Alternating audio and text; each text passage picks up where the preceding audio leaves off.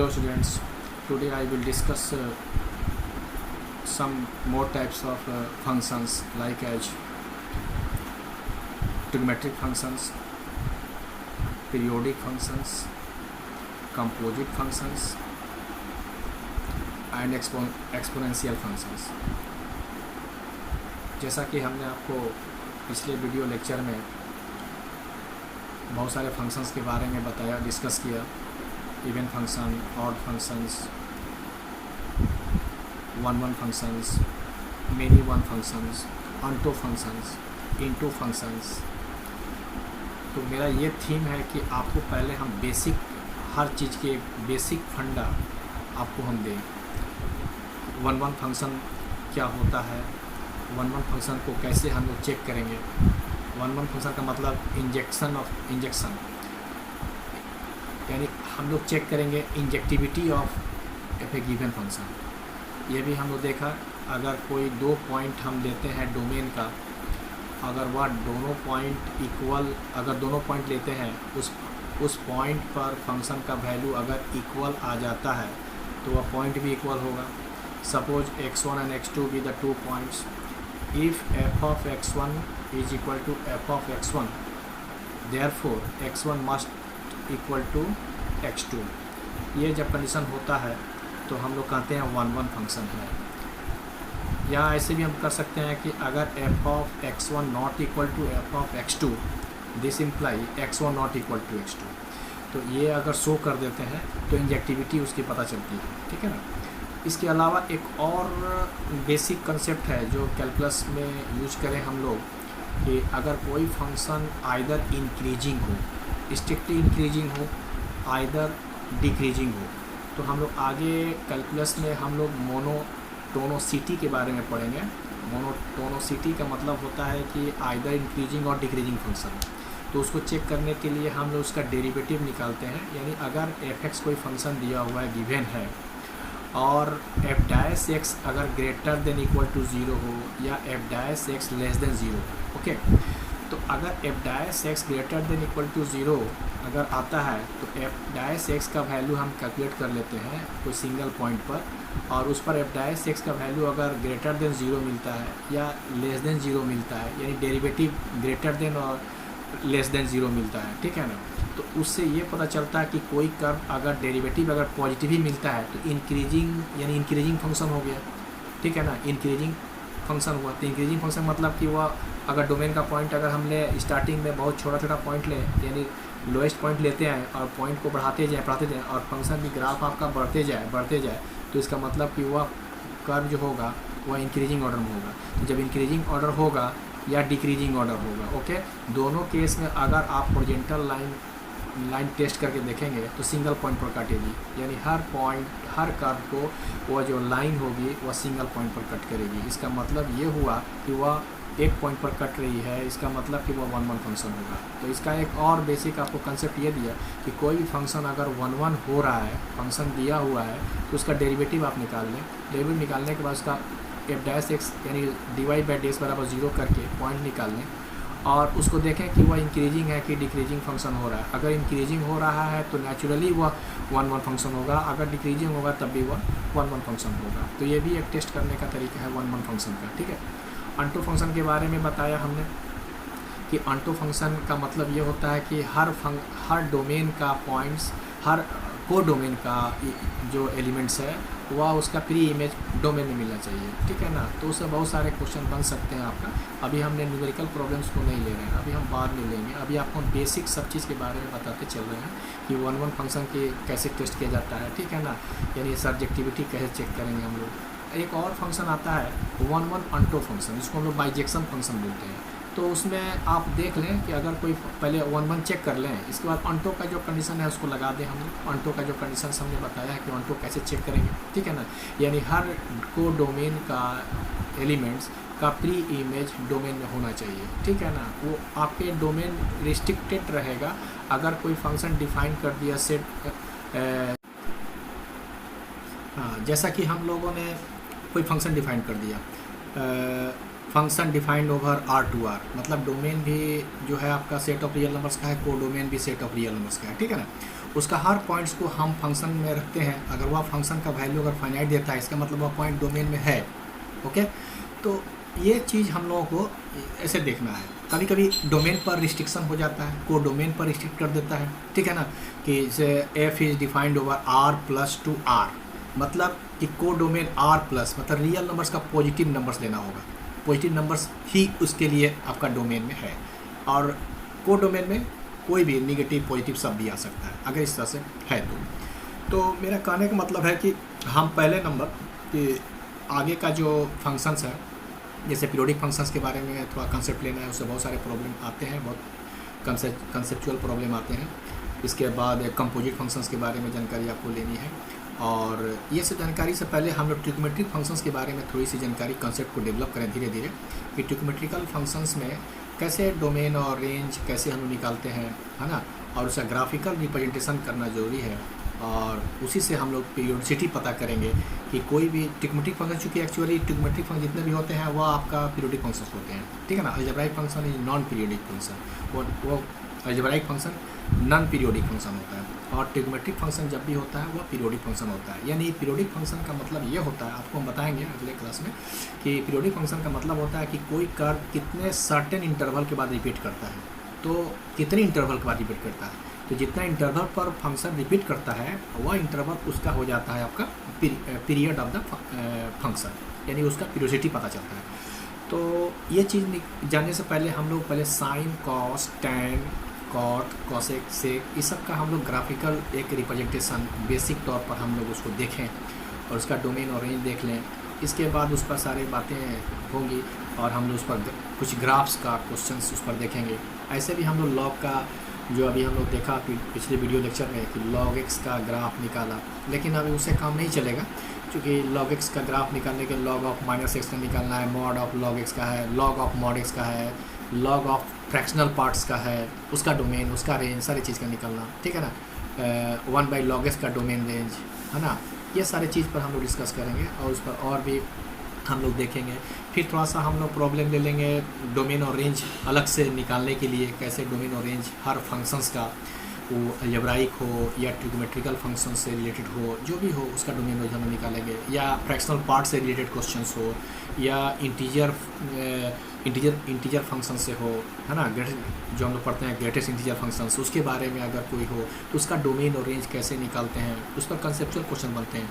इसके बाद थोड़ा सा हम लोग ऑड और इवन के बारे में भी फिर हम लोग बैक होंगे, ऑड और इवन का प्रॉब्लम्स और उसका टेस्ट करने के लिए कुछ और नई चीज़ हम लोग उसमें देखेंगे। तो धीरे धीरे हम लोग कंसेप्ट को बिल्डअप करना है। अभी हम सोचते हैं कि आपको धीरे धीरे बेसिक कंसेप्ट दें, ताकि आपको इस कंसेप्ट को ऊपर ले जा करके आपको देखना है कि हम पीछे का कितना रिकैप कर पाते हैं। तो मेरा एम है कि आपका 12 का जो सिलेबस है वो तो आपका चलेगा ही, और उससे पूरा एबव हम लोग चलना है उन लोगों को, क्योंकि उसको बहुत आगे तक हम लोग को कंसेप्ट को बनाना है, क्योंकि कहाँ प्रॉब्लम आता है और किस किस तरह का प्रॉब्लम्स को सॉल्यूशन सॉर्ट आउट करने में आपके पास कंसेप्ट सब कुछ है, लेकिन आप आगे चलकर कहाँ पर सिंप्लीफिकेशन में फंसते हैं उसको हम लोग को देखना है, कि किस तरह का सिंप्लीफिकेशन हम लोग को करना पड़ जाता है, और वहीं पर आपको देखना है, और उस तरह का जितने भी सिंप्लीफिकेशन करने का जो ट्रिक्स होगा वो सारे आपके सामने हम रखेंगे कि कहाँ पर प्रॉब्लम आता है, ठीक है ना। तो ये सारी चीज़ें हैं। तो पहले हम लोग ट्रिग्नोमेट्रिकल फंक्शंस के बारे में देखें और उसका ग्राफ देखें, और इसके बाद फिर हम लोग पीरियोडिसिटी के बारे में देखें, कोई फंक्शन का पीरियड कितना होता है उसकी पीरियोडिसिटी पता करें, और इसके बाद तब हम लोग कंपोजिट फंक्शन देखेंगे। इसके बाद हम फिर डिफरेंट टाइप्स ऑफ फंक्शंस के बारे में हम लोग ग्राफिकल रिप्रेजेंटेशन करेंगे, है ना, और फ्रैक्शनल पार्ट का भी देखेंगे थोड़ा सा हम लोग, और ग्रेटेस्ट इंटीजर फंक्शंस के बारे में फिर हम लोग बैक होंगे, ऑड इवन के बारे में बात करेंगे, 1 अनटो फंक्शन होने के लिए भी हम लोग बात कर लेंगे, थोड़ी सी और प्रॉब्लम देख लेंगे उसमें। तब हम लोग फिर इसके बाद इन्वर्स हम लोग निकालेंगे, किसी फंक्शंस का इन्वर्स निकालना, ठीक है ना, किसी फंक्शन का इन्वर्स कैसे निकालेंगे वो सब भी है। इसके बाद एक और आपका टॉपिक आती है इसमें, बहुत ही कंसेप्चुअल टाइप का वो भी है आपका, फंक्शनल इक्वेशन। फंक्शनल इक्वेशन यानी इक्वेशन को इन टर्म्स ऑफ फंक्शन उसमें हम लोग को ये देखना है, उसमें जो प्रॉब्लम बनते हैं फंक्शन इक्वेशन को इन टर्म्स ऑफ फंक्शन आपको दिया रहेगा, आपको कुछ कंडीशन दिया रहेगा, उस पर अननोन वैल्यूज का वैल्यू आपको वेरिएबल का वैल्यू निकालना है। अननोन वेरिएबल्स होगा, उसका वैल्यूज हम लोग कैलकुलेट करेंगे। तो इस तरह का प्रॉब्लम होगा। एक और होगा कि फंक्शनल इक्वेशन में एक टाइप का और प्रॉब्लम आता है कि कोई फंक्शनल इक्वेशन आपको दे दिया जाता है और कहता है कि इसका ओरिजिनल फंक्शन को फाइंड आउट करें। तो उस तरह की प्रॉब्लम हम लोग देखेंगे, क्योंकि बड़े बड़े IIT एग्जामिनेशन वगैरह में उस टाइप का भी क्वेश्चन देता है कि फंक्शनल इक्वेशन से रिलेटेड, जैसे कोई दे दिया कंडीशन, कोई फंक्शन इक्वेशन दे दिया और बोलता है कि फाइंड द fx, यानी ओरिजिनल फंक्शन निकालिए, ठीक है ना। इस तरह से भी हम लोग देखेंगे। जैसे सपोज करें कोई ऐसा एग्जांपल है जैसे fx plus f of 1/x is equal to x, then find the value of, then find fx, इस तरह से।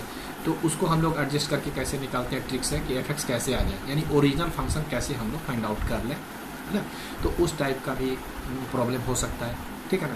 कंपोजिट फंक्शन भी होता है, जिससे हम लोग फॉग जॉफ यानी g ऑफ fx, है ना, f ऑफ gx, उसका g ऑफ fx कब डिफाइंड होता है, f ऑफ gx कब डिफाइंड होगा, उसके लिए क्या कंडीशंस हैं, उसको भी देखना पड़ता है ना। तो ये सब हम लोग देखेंगे। तो स्टार्ट करें, let us start today trigonometric function. Trigonometric function जैसे ट्रिगोनोमेट्रिक फंक्शंस, जैसे पहले हम लोग fx is equal to sine x के बारे में हम लोग डिस्कस करें, ठीक है ना। इसका ग्राफ और इसका डोमेन रेंज के बारे में बात करें तो fx equal to sine x, ठीक है ना। This is the trigonometric function. तो हम लोग इसको ऐसे ग्राफ बनाएं एक ठो, एक बेसिक कॉन्सेप्ट हम लोग इसको दिखाएं। जैसे ओरिजिन हो गया y एक्सिस और ये x एक्सिस, और ये हम लोग दिखा दें यहाँ पर π/2, है ना। इसके बाद यहाँ पर हम लोग दिखा दें पाई, और यहाँ पर दिखा दें 3π/2, ठीक है। और यहाँ पर दिखा दें 2π एंड सो ऑन। इधर भी दिखा दें आपका -π/2, और यहाँ पर -π, और यहाँ पर -3π/2, और ये हो गया -2π। ओके, ये आपका है। तो आप देखोगे साइन का मान 0 पर 0 होता है, ओके। और साइन पर अब यहाँ पर हम लोग दिखा दें, यहाँ पर 1, है ना, यहाँ पर 1 दिखा दें, और यहाँ नीचे में भी हम दिखा दें -1, ठीक है ना। तो साइन का मान जो है 0 पर आपका 0 होता है, और π/2 पर मैक्सिमम, देखिए π/2 मैक्सिमम क्या होता है, 1 होता है साइन, ठीक है ना। तो ये कर्व ऐसा चलेगा आपका, ये चलेगा ऐसे, ठीक है ना, ये चलेगा।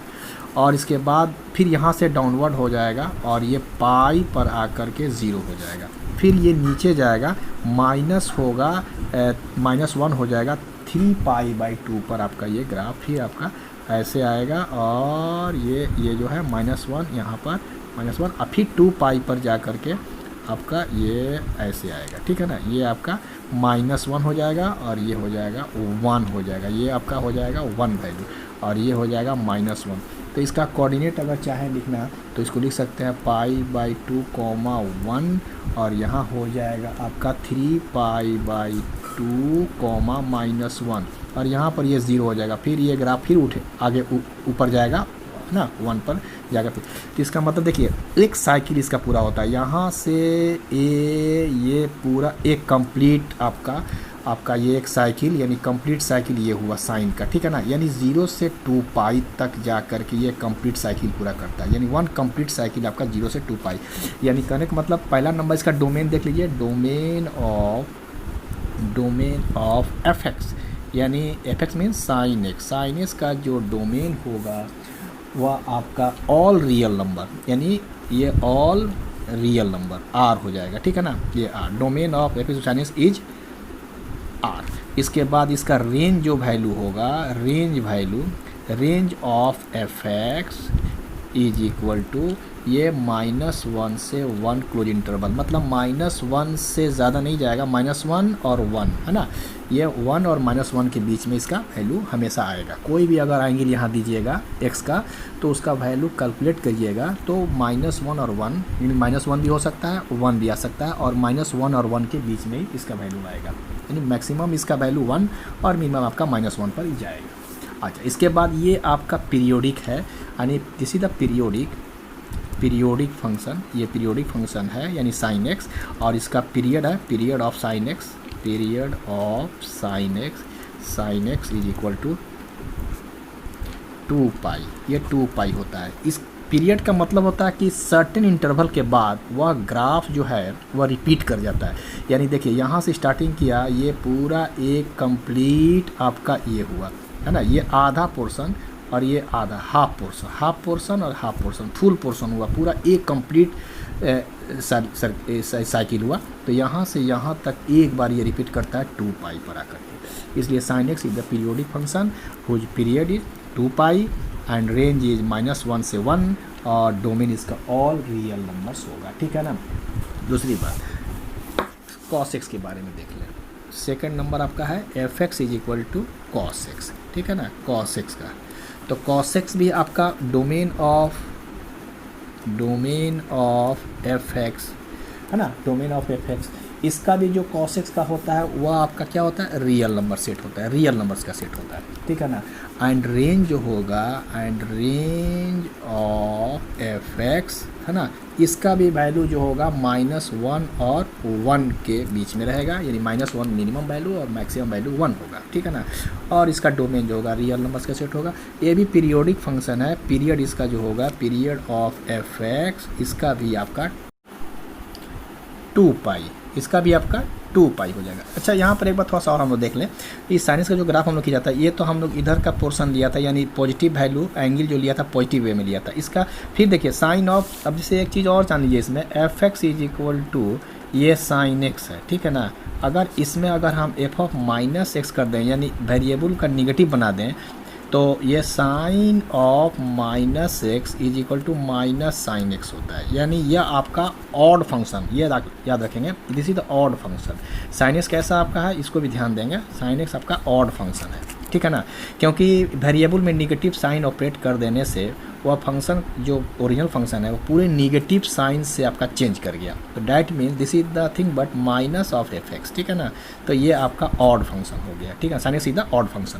तो यहाँ पर हम लोग थोड़ा सा इस पोर्शन को थोड़ा सा ख्याल रखें कि अगर यहाँ -π/2 दें तो ये आपका निगेटिव ऑफ माइनस एंगल आएगा और ये फिर आपका ये ऐसे आएगा और निगेटिव -1 पर आएगा। ठीक है ना।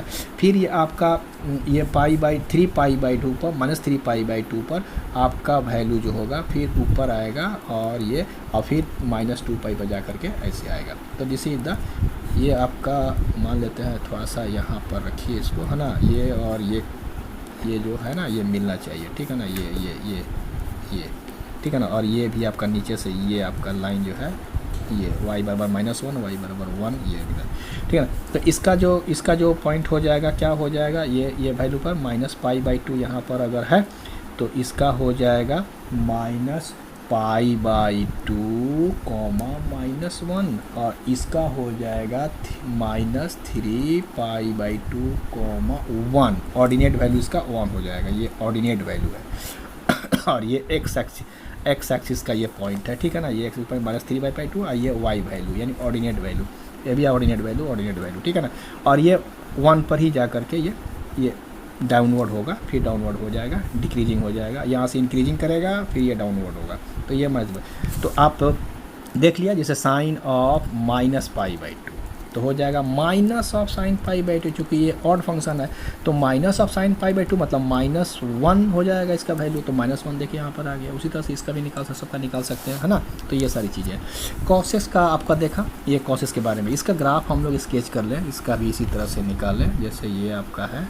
ठीक है ना। ये 0 हो गया और यहाँ से आप ले लिया 0 और ये हो गया π/2 और ये हो गया आपका पाई और ये हो गया 3π/2 और ये हो गया 2 पाई, ये y एक्सिस x एक्सिस। ठीक है ना। ये हो गया -π/2 और ये हो गया -π और ये हो गया -3π/2 और ये -2 पाई। ठीक है ना।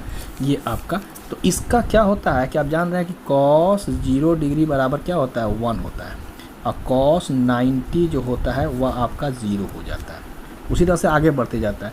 तो ये 0 पर यहाँ पर ये 1 जाएगा और ये आपका, ये इसको ले लें नीचे, तो ये 1 होगा कब, cos 0 डिग्री पर 1 होगा, यानी मैक्सिमम वैल्यू cos 0 का मान 1 होगा। अब फिर माइनस और π/2 पर क्या हो जाएगा आपका, ये आएगा 0 आ जाएगा π/2 पर, ठीक है ना। फिर इसके बाद पाई पर आपका यहाँ पर आपका आएगा -1, देखिए यहाँ पर ये वैल्यू आपका -1, ये -1 पाई पर, ये पाई पर आएगा cos pi is equal to -1, तो ये जाएगा। और फिर इसके बाद 3π/2 पर आपका ये 0 हो जाएगा। फिर 2π पर जा कर के मैक्सिमम वैल्यू 1 होगा, ये 1 यहाँ से ये 1 आपका आएगा 2π पर, cos 2π पर। ये देखिए फिर इसके बाद cos चूँकि आपका कैसा है, cos ऑफ जैसे fx is equal to cos x है, ठीक है ना। तो cos of -x is equal to cos x, तो ये fx यानी ये आपका इवन फंक्शन हो गया, f ऑफ -x का इज इक्वल टू fx हो गया, यानी cos ऑफ -θ cos थीटा। इसका मतलब ये हो गया कि ये इवन फंक्शन है, ठीक है ना। तो यहाँ पर देखिए cos ऑफ -π/2 देते हैं तो cos π/2 बनता है due to even function and therefore also ये आपका 0 आ जाएगा, ठीक है ना, 0 आ जाएगा cos π/2। तो यहाँ भी आपका ये आके फॉल डाउन होगा आपका यहाँ पर आकर के 0 पर -π/2 पर। फिर इसके बाद क्या होगा कि ये आपका ऐसे आएगा, फिर cos ऑफ -π cos π हो जाएगा, तो cos π फिर -1 हो जाएगा आपका, यानी ये आपका ये यहाँ पर आएगा ये वैल्यू। और ये फिर आपका आगे बढ़ेगा 3π/2 पर, और फिर इसके बाद -3π/2 पर, यानी cos का वैल्यू ये तो आपका -1 ही आ गया, और फिर ये -3π/2 पर 0 आ जाएगा। फिर इसके बाद ये ऊपर जाएगा -2π पर, फिर आपका क्या आ जाएगा आपका -2π पर, वही आपका आ जाएगा जो यहाँ पर 2π वाला था, क्योंकि cos of -2π is equal to cos 2π and cos 2π nothing but 1, ठीक है ना। तो ये आपका 1 आ जाएगा, ठीक है ना। तो इस तरह से ये तो देखिए यहाँ पर भी आपका एक कंप्लीट, जैसे यहाँ से स्टार्ट किया और ये आपका एक कंप्लीट आपका जा कर के यहाँ पर मैक्सिमम देखिए, यहाँ से क्रेस्ट टू ये आपका पिक से पिक है ना, पिक टू पिक, ये पिक टू पिक भी आप पीरियड निकाल सकते हैं, यानी 2π - 0, यानी देयरफॉर पीरियड ऑफ जो इसका पीरियड होगा वह 2π होगा, ठीक है ना। ये पिक टू पिक भी आप डिफरेंस ले सकते हैं, अगर एक पिक से स्टार्ट किया कब अगला पिक मिल रहा है ना, तो ये पिक हुआ ये भी पिक हुआ, तो यहाँ से यहाँ तक का जो लेंथ होगा that means 2π - 0 is equal to 2π, ठीक है ना, 2π यानी period is equal 2π। Next third हम लेते हैं fx is equal to tan x लेते हैं, ठीक है ना। तो ये भी आपका देखिए इसका डोमेन हम ले लें, डोमेन ऑफ fx ये जो आपका हो जाएगा वो हो जाएगा रियल माइनस है ना 2n + 1 π/2, इसका जो डोमेन होगा, ठीक है ना। रेंज जो हो जाएगा रेंज ऑफ fx ये बिलोंग करेगा set of all real number. Set of all real का मतलब कि fx जो बिलोंग करेगा वह आपका -∞ से +∞। देखिए कैसे, अब इसका जो tan x का tan 0 होता है, tan 90 अनडिफाइंड हो जाता है, यानी tan 90 पर अनडिफाइंड वैल्यू देता है, यानी इसका ग्राफ अगर हम लोग इस तरह से लें, इसका है ना, इसका ग्राफ अगर लें तो ये 0 हो गया, और ये आप ले लिए यहाँ से 0, और ये आपका ये tan π/4 पर इसका मैक्सिमम वैल्यू आता है, ठीक है ना, tan π/4 पर, और ये आपका π/2 हो गया, ठीक है, और ये फिर आपका ये आपका पाई हो गया। इस तरह से आपका चलता जाएगा, ठीक है ना। यहाँ भी आप ले लीजिए -π/4, -π/4, और यहाँ पर आप ले लीजिए -π/2 हो जाएगा, और ये हो जाएगा -π, इस तरह से। तो देखिए tan 0 का मतलब 0 हो गया है ना, tan 0 यहाँ पर हो गया, और इसका ग्राफ देखिए π/2 पर आपका ये लाइन जो है इस पर ये डिफाइंड π/2 पर नहीं हो रहा है, इसका मतलब π/2 पर वर्टिकल एसिम्प्टोट बनेगा। क्या बनेगा? वर्टिकल एसिम्प्टोट बन जाएगा π/2 पर। इसके बाद देखिए यहाँ पर हम निकाला है ना कि ये डिफाइंड नहीं है, यानी इसका डोमेन का ये पॉइंट नहीं हो सकता है, यानी π/2 इसके डोमेन में नहीं आएगा, 2n+1 where n belongs to, यहाँ पर ये n बिलोंग्स टू इंटीजर्स है ना, सेट ऑफ इंटीजर्स, z आपका है सेट ऑफ इंटीजर्स में। तो अगर यहाँ n का मान अगर हम 0 दे दें, सेट ऑफ इंटीजर मतलब 0 +1 -1 +2 -2 +3 -3, तो n का मान अगर 0 देते हैं तो ये हो जाएगा कितना, 0 + 1 1 हो जाएगा π/2 यानी π/2। तो रियल के सेट में से π/2 को माइनस कीजिए, फिर इसके बाद 2 × 1 यानी 2 × 2 पर आपका देखिए 2 पर क्या हो जाएगा, 2 अगर हम यहाँ पर 0 दे दिया फिर 1 दे दिया तो 1 देंगे तो 2 + 1 कितना हो जाएगा आपका 3π/2 हो जाएगा, ठीक है ना, 3π/2।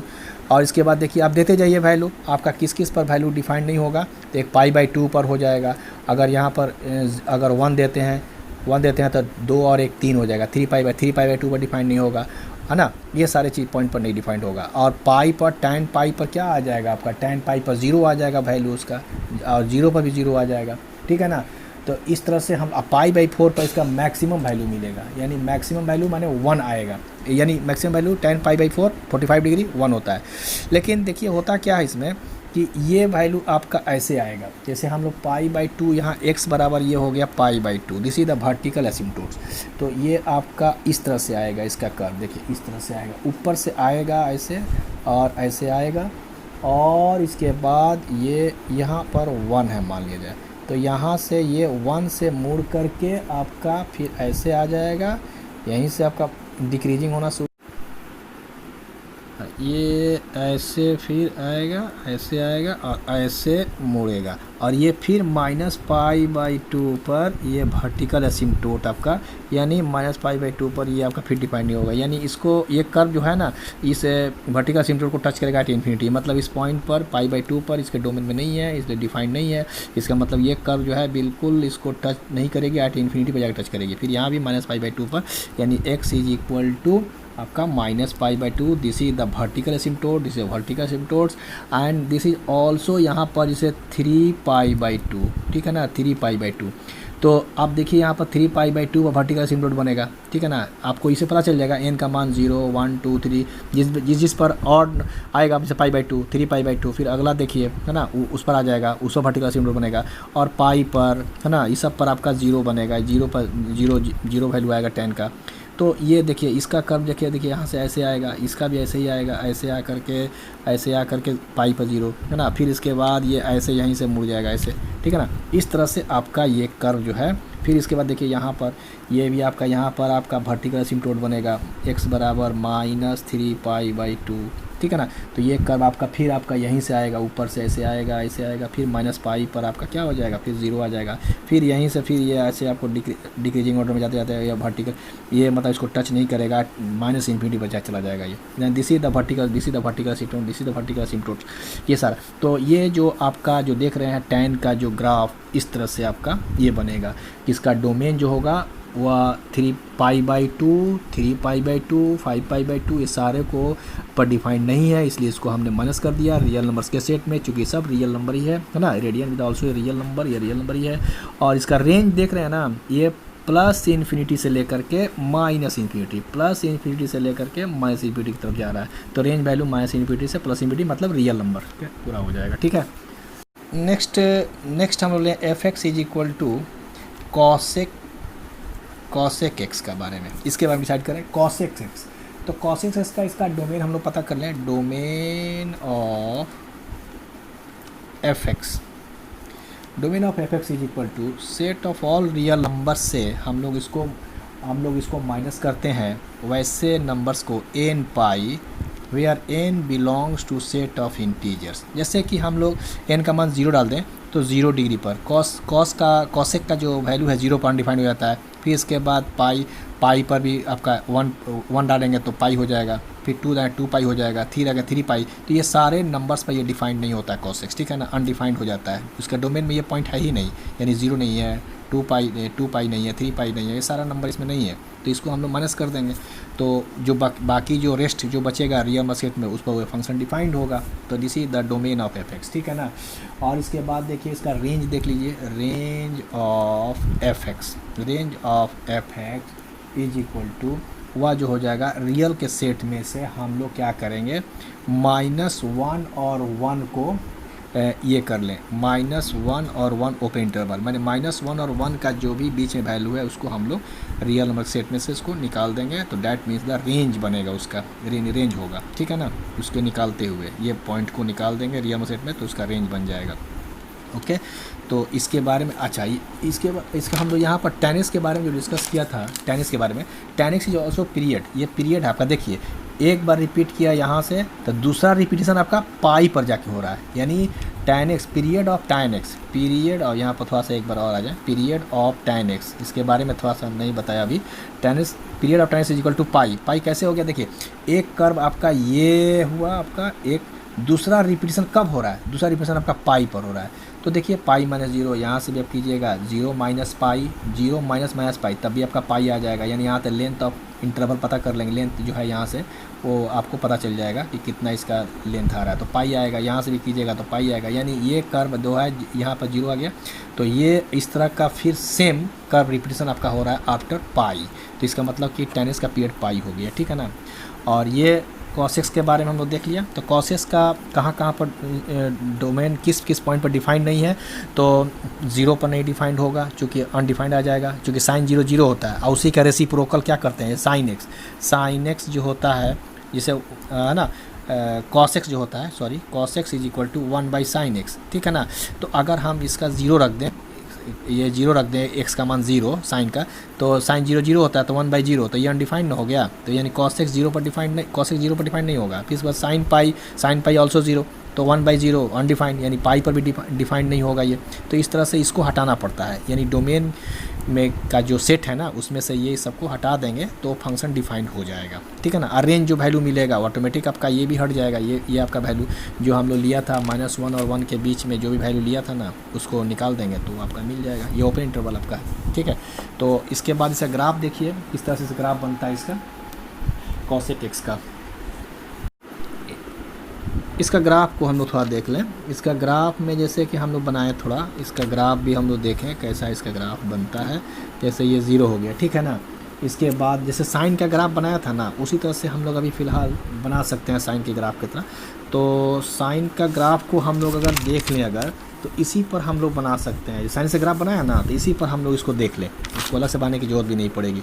तो देखिए यहाँ पर ये एसिम्प्टोट उसका कहाँ का बनता है, यानी 0 पर और पाई पर, तो हम इसी को हम थोड़ा सा क्या किया, इसी पर हम वर्टिकल एसिम्प्टोट डाल दिया यहाँ से यहाँ तक, और ये तो ये जो वैल्यू है तो जैसे जैसे 0 के करीब आता है तो ग्राफ जो इसका होता है ना वो बहुत ही ऊपर से यानी इनफाइनाइट से आएगा और ये आकर के फिर यहाँ पर ये π/2 पर 1 हो जाएगा। फिर इसके बाद जैसे जैसे एंगल बढ़ाएंगे तो ये ग्राफ आपका बढ़ते जाएगा और चूंकि साइन पाई का मान 0 होता है तो 1/0 ऑल्सो इनफाइनाइट, तो ये इनफाइनाइट की तरफ ही भाग जाएगा ये, तो ये वर्टिकल एसिम्प्टोट पाई पर बनना शुरू हो जाएगा। समझ गया, पाई का मतलब साइन पाई 0, तो साइन पाई 0 उसी का रेसिप्रोकल क्या होता है cos x होता है, तो 1/0 का मतलब इनफाइनाइट, इसका मतलब पाई पर ये वर्टिकल एसिम्प्टोट बनना शुरू हो जाएगा, ठीक है ना। तो ये π/2 पर चूँकि साइन π/2 1 तो 1 का रेसिप्रोकल क्या होगा 1 ही ना होगा, यानी cosec π/2 का मतलब 1 हो गया, तो 1 पर ही आ गया आपका, तो ये कैप बनेगा इस तरह से, अपवर्ड कैप है ना, यानी इसको कहते हैं हम लोग कनकेव अपवर्ड, तो ये आपका इसको टच नहीं करेगी, ये वर्टिकल एसिम्प्टोट बनेगा। उसी तरह से देखिए फिर इसके बाद देखिए इसका जो ग्राफ बनेगा एक और बनेगा यहाँ पर, देखिए यहाँ पर, तो ये ग्राफ आपका फिर यहाँ से आपका एक बनेगा, ये भी आपका जाएगा डाउनवर्ड डायरेक्शन में, ऐसे कैप बनेगा एक, यहाँ पर कैप बनेगा, ये कैप बनेगा इसका, ठीक है ना, ये कैप इस तरह से है ना बनेगा। फिर इसके बाद देखिए यहाँ पर भी आपका बनेगा जैसे कि 2 पाई पर, इसके बाद और आगे जो बढ़ेगा 2 पाई के बाद जो हम लोग लेंगे वैल्यू इसका इस तरह से बनेगा ना, तो ये फिर आपका वर्टिकल एसिम्प्टोट बनेगा आपका 2 पाई पर आपका वर्टिकल एसिम्प्टोट बनेगा, ये देखिए ये आपका वर्टिकल एसिम्प्टोट, ठीक है ना। और ये आपका वर्टिकल, ये आपका ऐसे बनेगा, ऐसे आएगा और ये ऐसे आएगा, ठीक है ना। फिर इसके बाद यहाँ पर भी देखिए पाई पर भी आपका ये यहाँ पर हम डाल दें, पाई पर भी वर्टिकल एसिम्प्टोट डाल दें, ठीक है ना। और ये तो आपका बन ही रहा है, तो यहाँ से ये कैप यहाँ से आएगा आपका, ये कैप ऐसे आएगा आपका, ठीक है ना।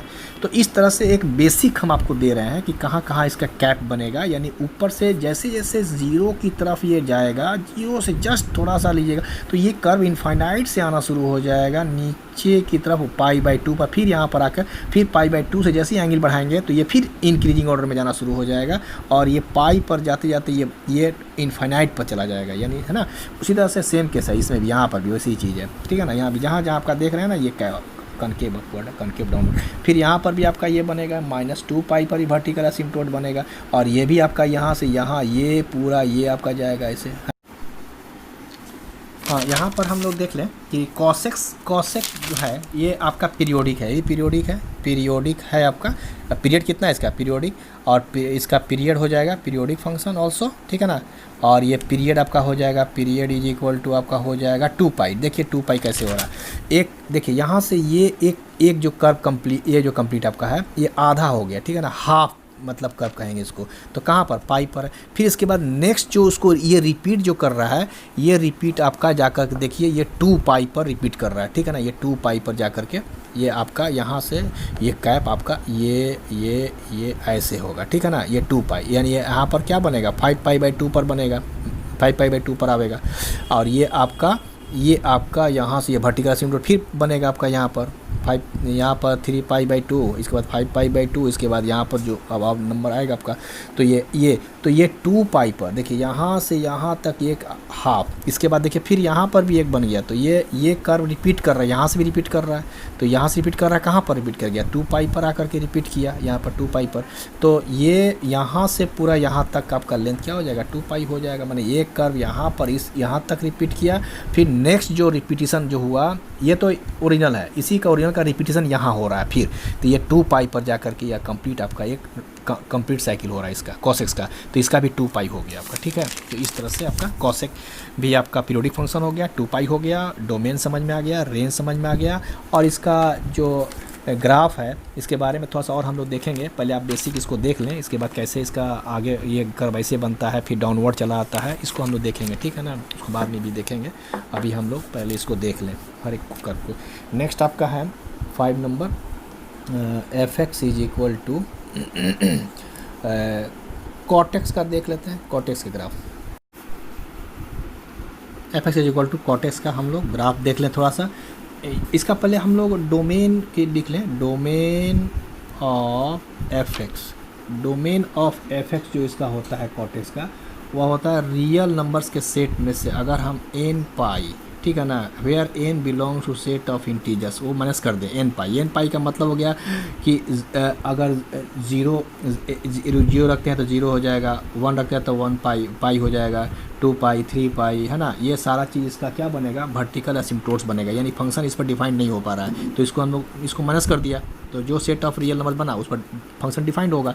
तो आप ये देखिए कि यहाँ पर पाई पर आपका एक बनेगा वर्टिकल एसिम्प्टोट्स, ठीक है ना, पाई पर यानी x बराबर पाई पर, और एक बनेगा 2π पर। इस तरह से जो भी आप नंबर डालें यहाँ पर n का मान 1 0 1 2 3 वो आपका वर्टिकल एसिम्प्टोट्स आपका बनते जाएगा, ठीक है ना। ये सारा चीज़ आपका vertical asymptote x is equal to -π, यह आपका वर्टिकल एसिम्प्टोट बनेगा x इज इक्वल टू -2π, ठीक है ना। Domain of fx is equal to हो गया। इसके बाद इसका रेंज ऑफ fx पहले हम लिख लें, इसके बाद हम लोग को रेंज ऑफ fx में क्या होता है, range of fx is equal to ये r हो जाएगा, ऑल रियल नंबर्स, वही आपका जैसे tan के बारे में देखा था, यानी -∞ से +∞ ओपन इंटरवल, ठीक है ना। ये आपका ये मतलब हुआ।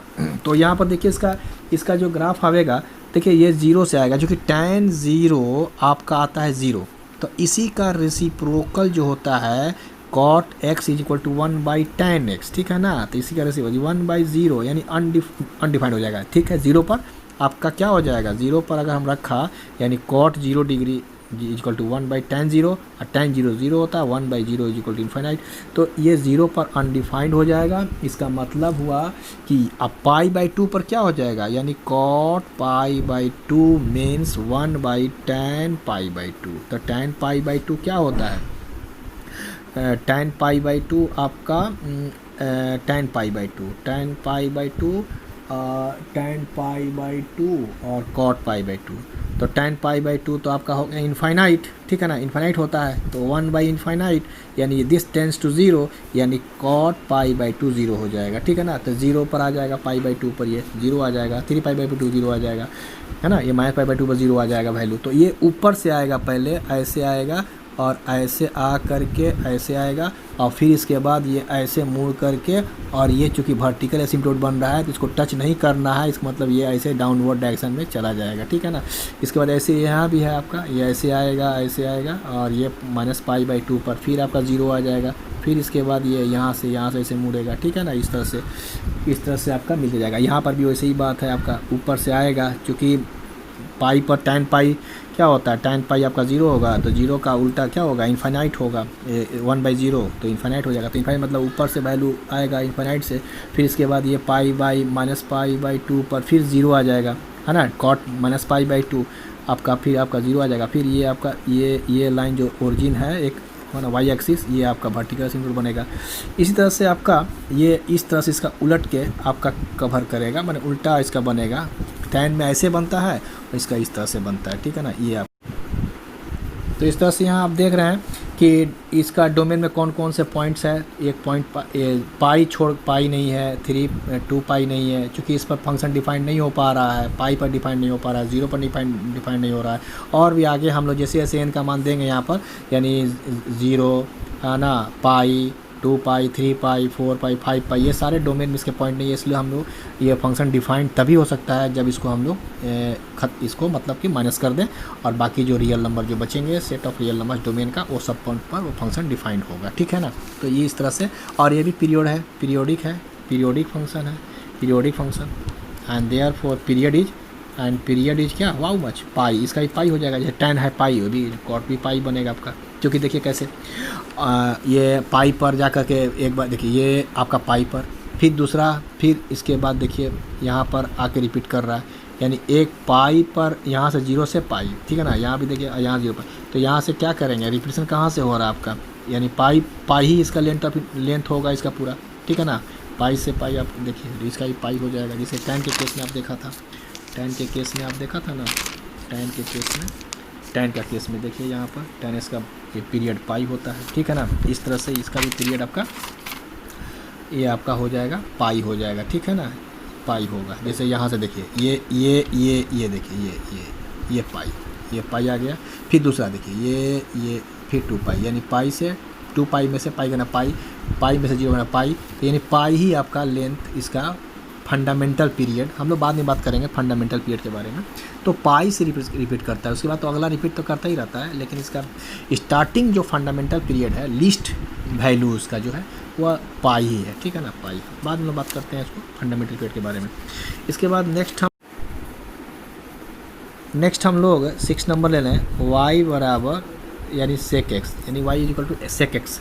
sec x का हम लोग डोमेन इसका देख लेते हैं हम लोग, डोमेन ऑफ f(x), यानी this is nothing but f(x) आपका इसका डोमेन जो हो जाएगा, माने कौन कौन सा sec x के लिए पॉइंट के लिए, मतलब कि वह डिफाइंड है फंक्शन, किस एंगल पर फंक्शन डिफाइंड होता है उसको हम लोग देख रहे हैं। Domain of sec x is equal to r minus set of 2n plus 1 into pi by 2 where n belong to set of integers, ठीक है ना।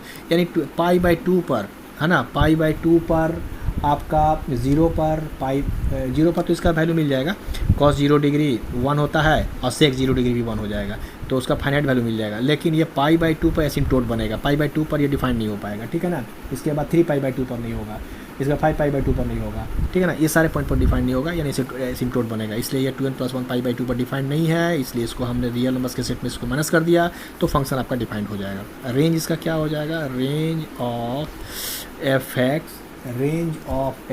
Is equal to r minus, वही आपका ओपन इंटरवल -1 से 1, इसको हम लोग जैसे हम लोग कॉसेक में किया था कि रेंज में से हम लोग -1 और 1 के बीच में जो भी नंबर्स हैं उसको हम लोग माइनस कर देंगे, तो आपका रेंज बन जाएगा, ठीक है ना।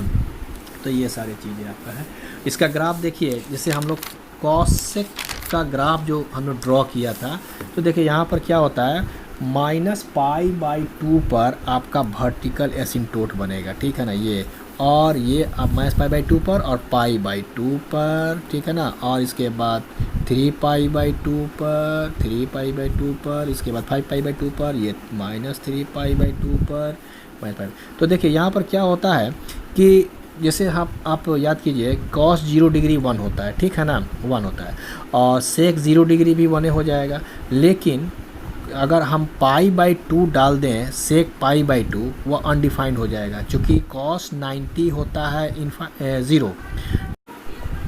हाँ, तो cos 90 0 होता है, तो sec 90 अनडिफाइंड हो जाएगा। तो अनडिफाइंड मतलब कि 190 पर आपका एसिम्प्टोट बनेगा, यानी ये आपका इंक्रीजिंग होगा लेकिन इन्फिनिट हो जाएगा। फिर इधर भी आपका ऐसे जाएगा और ये हो जाएगा। इस तरह से यहाँ भी आपका हो जाएगा, यहाँ से आपका ये बनेगा कैप, ये कैप बनेगा। इस तरह से यहाँ भी आपका ये कैप बना और ये भी कैप बनेगा, ठीक है ना। इस तरह से बनते जाएगा कैप, ये भी आपका कैप बनेगा यहाँ से यहाँ तक, ठीक है ना। तो ये आपका 1 हो जाएगा, ये तो 1 पर है तो 1 पर आएगा, फिर इंक्रीजिंग हो जाएगा, फिर यहाँ डिक्रीजिंग होते हुए आएगा, फिर इंक्रीजिंग कर जाएगा। तो इसका मतलब कि आपका जो sec x है वो आपका इस तरह का होगा, भी पीरियोडिक होगा, जैसे sec x cos x periodic है तो ये भी 2 पाई पर पीरियोडिक हो जाएगा, क्योंकि 2 पाई पर जाके रिपीट कर रहा है। ये देखिए ये हो गया यहाँ से यहाँ तक, ये फिर इसके बाद ये है ना, ये और ये देखिए यहाँ से ये, ठीक है ना, ये पीरियोडिक हो गया, 2 पाई पर जाके पीरियोडिक होगा, यानी sec x is also periodic function कुछ पीरियड इज 2 पाई रेंज, और ये रेंज हो गया, डोमेन हो गया। इस तरह से हम लोग देखेंगे। अब हम लोग अगले डिस्कस करेंगे लेक्चर में कि कौन सा फंक्शन कितना पीरियोडिक, कितने इंटरवल का पीरियोडिक होता है। बहुत सारा इसमें प्रॉब्लम्स हम लोग बनाएंगे, है ना, उसका पता चलेगा। लेकिन एक बेसिक कॉन्सेप्ट आपका ये रहा, ठीक है। हम लोग आगे बात करते हैं, अगले नेक्स्ट क्लास में हम लोग देखते हैं इसके बाद।